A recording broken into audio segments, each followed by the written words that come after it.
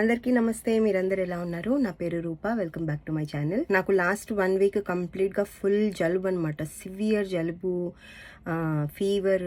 ఇవాళ video main reason ఎందుకు చేస్తున్నానంటే, నార్మల్గా మనందరికీ జలుబు వచ్చినాక ఫేస్ అంతా చాలా డ్రై అయిపోతుంది కదా. బికాస్ జలుబు గురించి మ్యూకస్ అదంతా ఫామ్ అయిపోయి మనం కాన్స్టెంట్గా బ్లో చేస్తూ ఉండడం వల్ల మన ఒంట్లో ఉన్న వాటర్ కంటెంట్ కొంచెం తక్కువ అవుతుంది. అందు గురించే జలుబు వచ్చినప్పుడు చాలా ఎక్కువగా వాటర్ తాగండి, హైడ్రేటెడ్ ఉండండి అని అంటారు కదా అందరూ. అందు గురించే నేను ఏం చేస్తానంటే, జలుబు తగ్గిపోయిన వెంటనే ఫేస్ అంతా డ్రై అయిపోతుంది. ఎస్పెషల్గా నోస్ దగ్గర మీరు చూస్తున్నారు ఇలాగా skin, dry skin, dead skin అంతా బయట ఇలాగ వచ్చేస్తూ ఉంటుంది అనమాట. మనం ఎంత మాయిశ్చరైజర్ రాసుకున్నా, ఎంత డీప్ మాయిశ్చరైజింగ్ క్రీమ్ రాసుకున్నా సరే అది పనిచేయదు.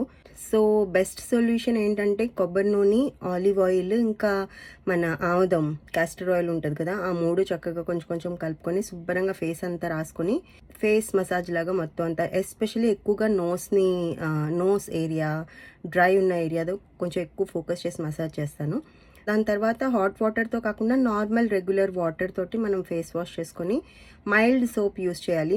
స్ట్రాంగ్ ఫేస్ సోప్లు అలాంటివి కాకుండా సింపుల్గా ఎంత కొంచెం సోప్ వేసుకొని, ఎక్కువ లేథర్ రాకుండా అంటే ఫోమ్ నొరగొచ్చేసి అలా లేకుండా కొంచెం సోప్తో ఫేస్ వాష్ చేసుకుంటే ఫేస్ మాయిశ్చరైజింగ్గా సాఫ్ట్గా అనిపిస్తుంది. కోర్స్ ఇది ఒక్కసారి చేసిన వెంటనే అది పోదు. అలాగా 2-3 డేస్ కంటిన్యూస్గా చేసుకుంటే అట్లీస్ట్ డ్రైనెస్ పోయి కొంచెం మన స్కిన్ మళ్ళీ నార్మల్ అవుతుంది, ఇంకా నొప్పి లేకుండా ఉంటుంది.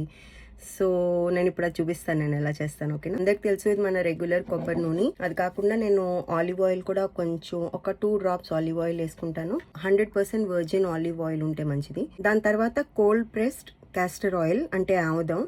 ఇది కూడా వర్జిన్ ఆముదం ఉండాలి, లేకపోతే అది మంచిది కాదంటారు. నాకు ప్రాపర్గా తెలియదు, కానీ ఇలాగా క్యాస్టర్ ఆయిల్ నార్మల్గా ఇలాగ మనం రా క్యాస్టర్ ఆయిల్ యూజ్ చేస్తే అది చాలా డేంజరస్. అందులో కెమికల్స్ ఉంటాయంట.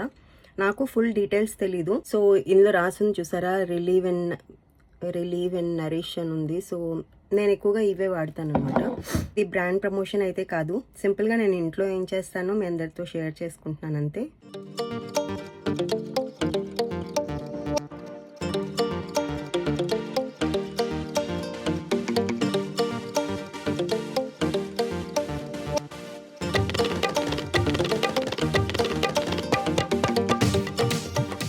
ఆయిల్ అంతా అప్లై చేసిన తర్వాత అది కొంచెం డెవలప్ అవడానికి ఒక 5 to 10 minutes అలా ఉంచేసేయండి ఫేస్కి. దాని తర్వాత చక్కగా ఫేస్ వాష్ చేసి మళ్ళీ నా నెక్స్ట్ వీడియోలో కలుద్దాం. అప్పటి వరకు ప్లీజ్ టేక్ కేర్.